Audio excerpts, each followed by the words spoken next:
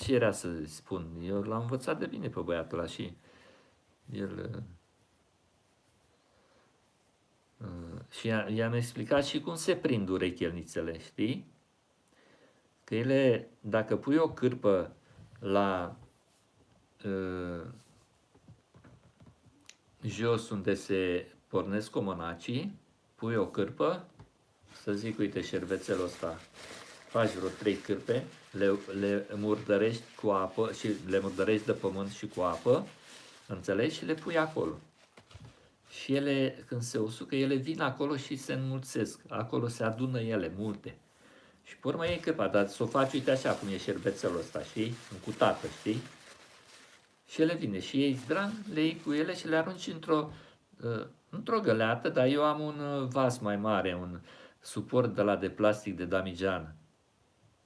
Și le pun acolo